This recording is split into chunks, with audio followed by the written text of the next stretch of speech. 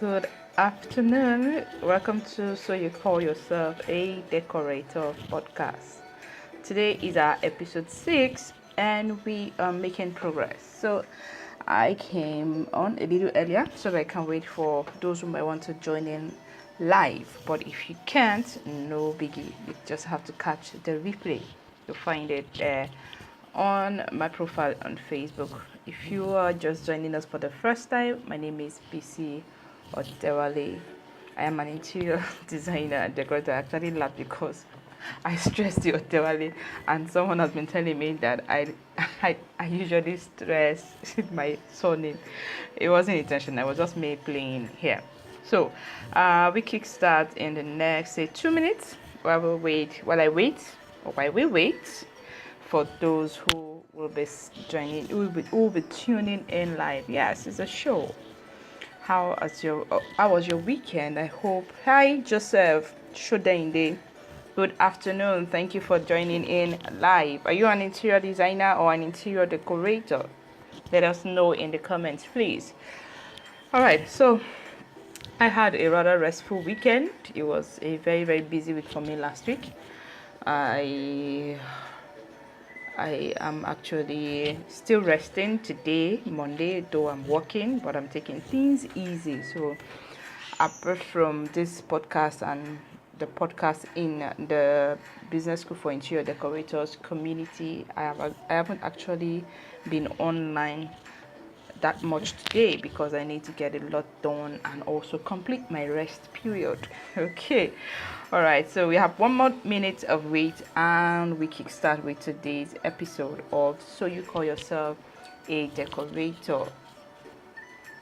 While I wait for the 1 minute to be over, let me just do a quick review of what we did last week. So this podcast started last week Monday. Sorry, let me reduce the volume so you can hear me more clearly.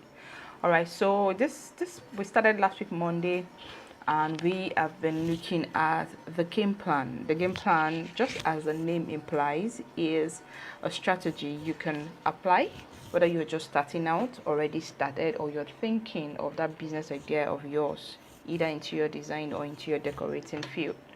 You're thinking of starting. The game plan is what you can start to implement and begin to see progress and the results that you want in your business. So the game plan is actually a 5-step process: clarity, discover your strengths, structure your business, attract your ideal client, and execute client job. I hope that I covered 5. Yes, clarity, discover, structure, attract, execute. 5. And so we started with clarity and discover your strength last week. We ended that on Friday. Hi, James Inspired. Thank you for tuning in live. Let us know if you are an interior designer or an interior decorator. Just say so in the comments.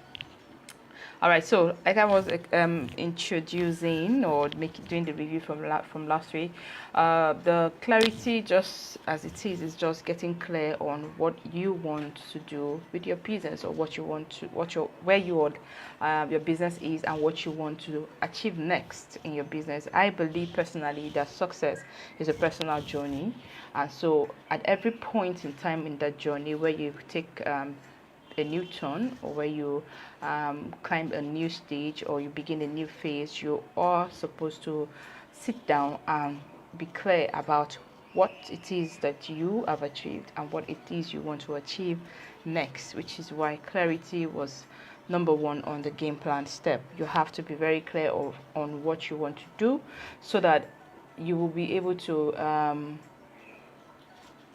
better position yourself to get your success desire or your success goal achievable, or you'll be able to achieve it easily. So it's 2:04 now, and officially we've begun today's podcast. So from clarity, we actually ask just a simple question: what is success in your own terms?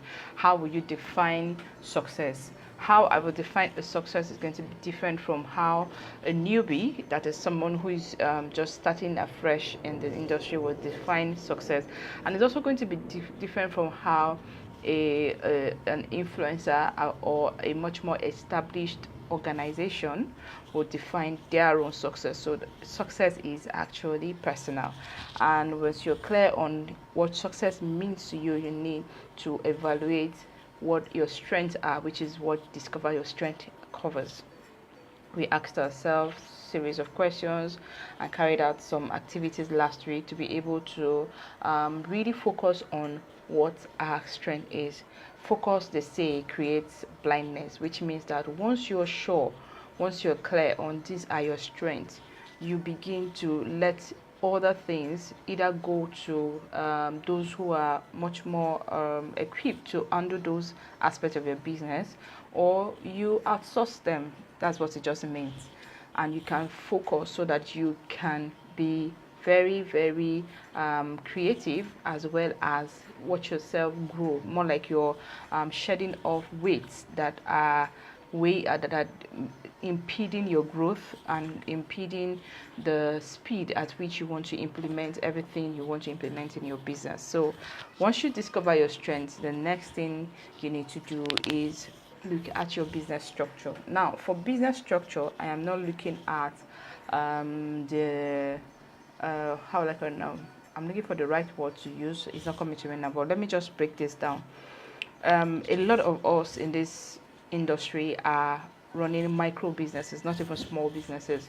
So I find when I wanted to start, I find myself always questioning or asking myself if I was doing the right thing, because what was obtainable is for any serious business is that you have a business plan, you do letter ads, you have all the things, all the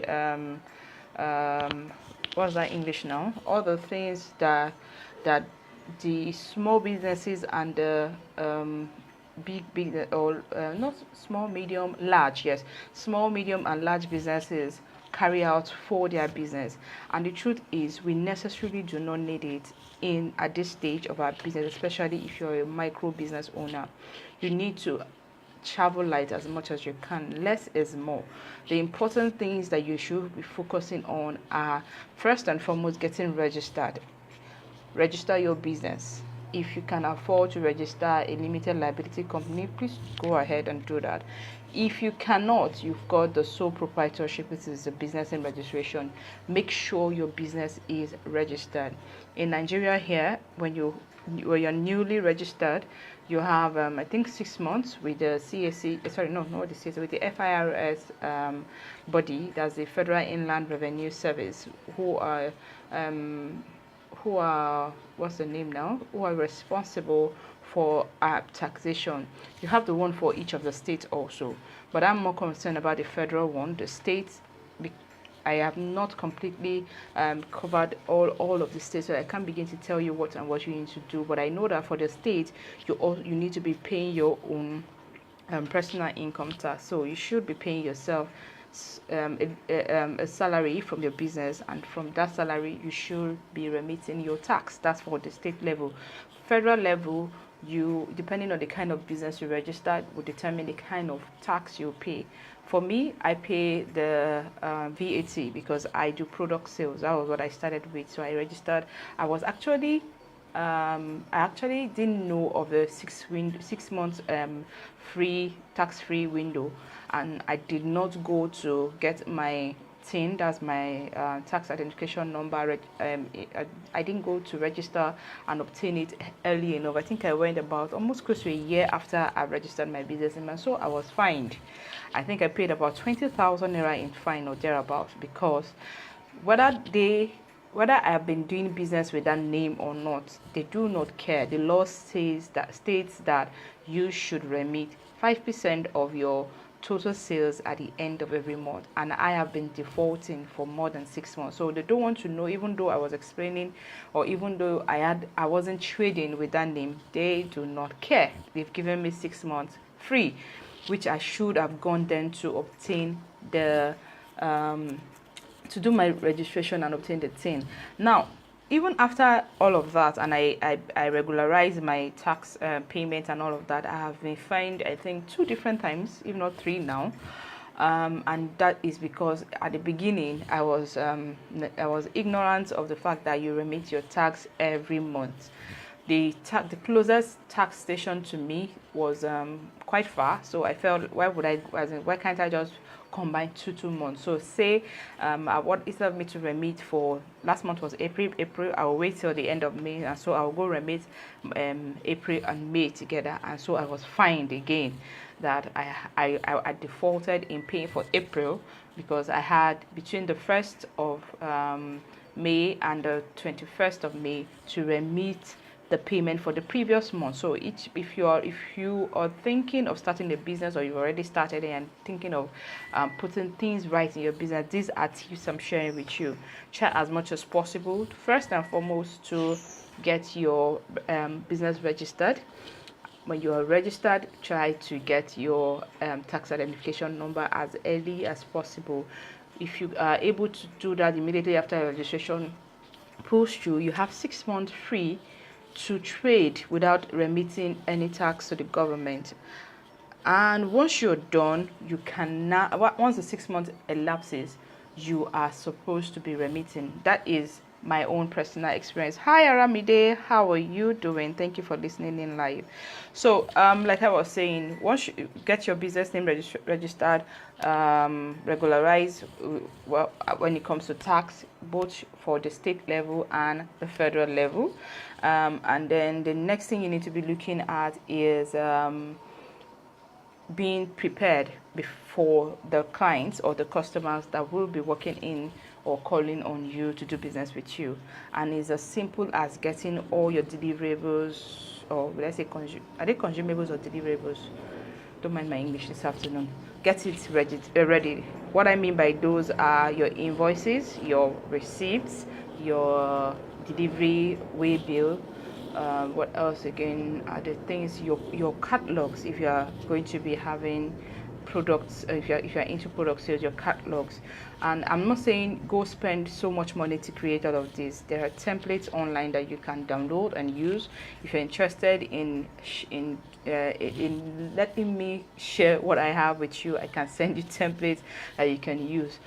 These days there are a lot of businesses or business transactions that takes place without exchange of paper, so to speak, especially when you're dealing with say individuals, or even when you're dealing with corporate bodies. Most of my transactions are being done online. I send my quotes, my invoice, my receipts online via email.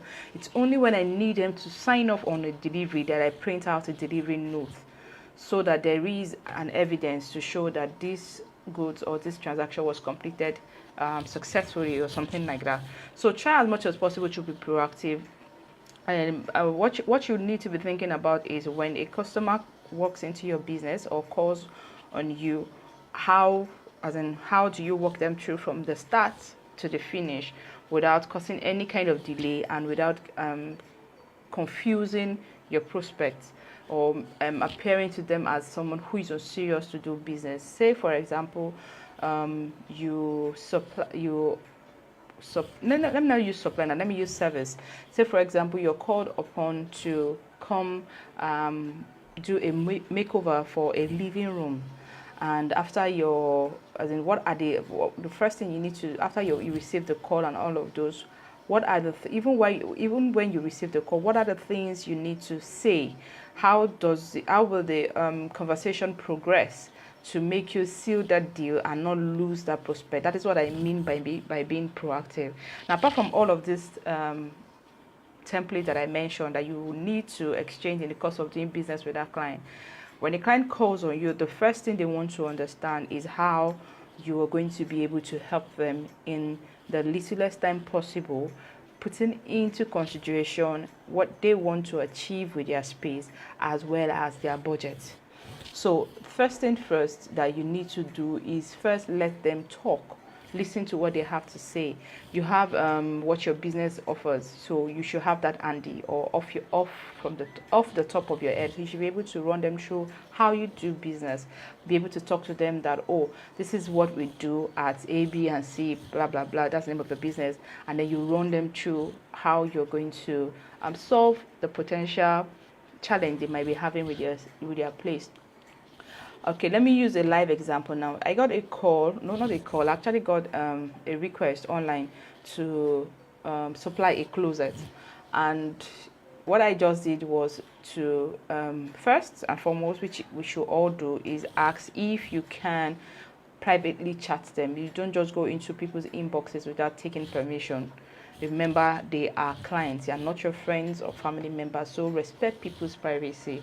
So the first thing you need to do is ask if you could see them or if you chat with them privately, and then you can now ask the relevant questions. And what are the relevant questions I asked was, what is the closet going to be used for?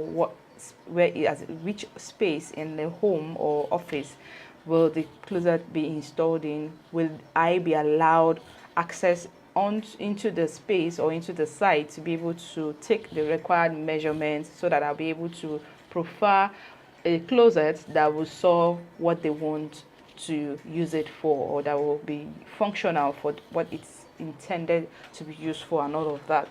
That is an example. Now, if I have not taught through the process of working prospect through the process of working prospect through answering from inquiry stage to the stage where the business is sealed, you find yourself wasting time, you find yourself stammering unnecessarily, you find yourself giving out wrong information, and at the end of the day, you might, if you are not lucky enough, you might lose the customer as in completely. You will just walk away and just believe that this person is not the right person for the job, or is not the right person for me, or doesn't know what he or she is doing.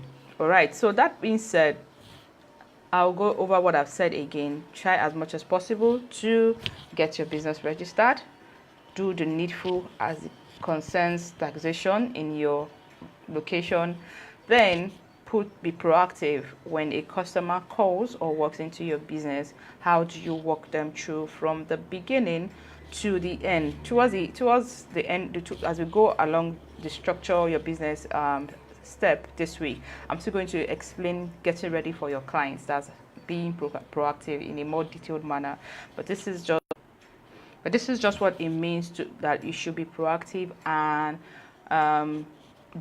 putting the most important and meetings ready, getting it ready for those that will be calling into your business. Now, this was tailored. Everything I said was is useful to you, or is useful for those who are thinking of starting, who have already started, and those who are about to start. These are points that you should consider. Less is more. Remember, we are micro business owners, not small, not medium, not large business enterprises. So try as much as possible to save your money. Then I got a question sometimes about getting your call cards ready. At first, I felt it wasn't really necessary, especially if you will not be putting yourself out there physically. That means that you won't be meeting prospective clients physically to discuss with them so that you can exchange your call card. But the truth is, you should have your call cards ready. At every point in time, there'll be opportunities for you as you go about, even if it doesn't have to do with your business. As you go about your day, you're going to run into potential clients who will ask questions, or who you will see in a kind of dilemma, or in a fix, and you profile your advice or talk to them.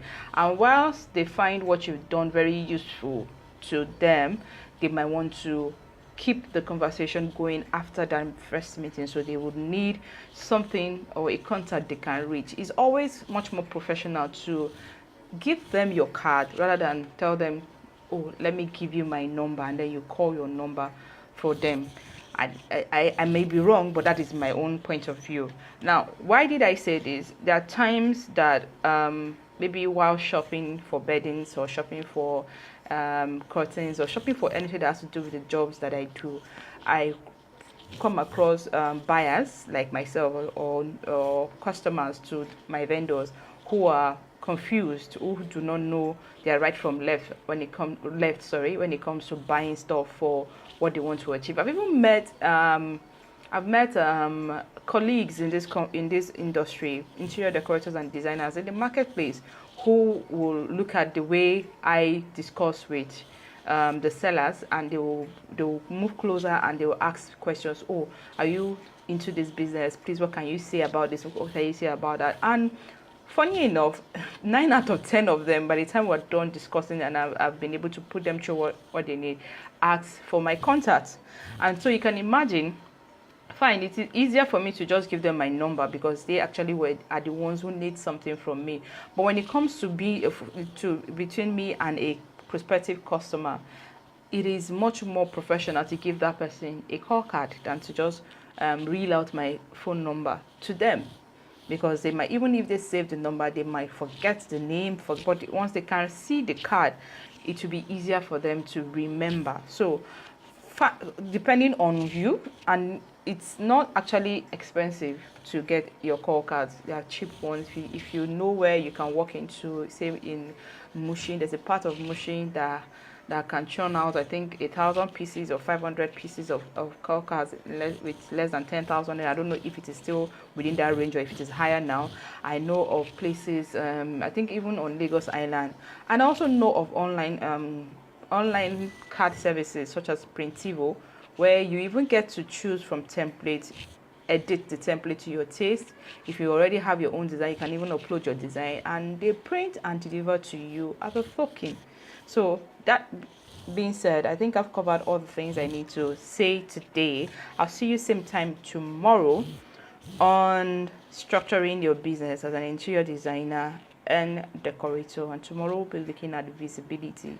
Now that you have taken care of the basics, which is getting registered, preparing for the arrival of your first customer or first set of customers, how do you put yourself out there to be seen by them? So make it a date with me. Thank you, Joseph Shudende, James Inspired, and Aramide Olide for joining in live. If you're catching the replay, please put it there that you're catching the replay, and if you've got any questions, I am available to answer them also. To have a lovely afternoon. See you same time tomorrow. My name is Bisi Odewale. Bye for now.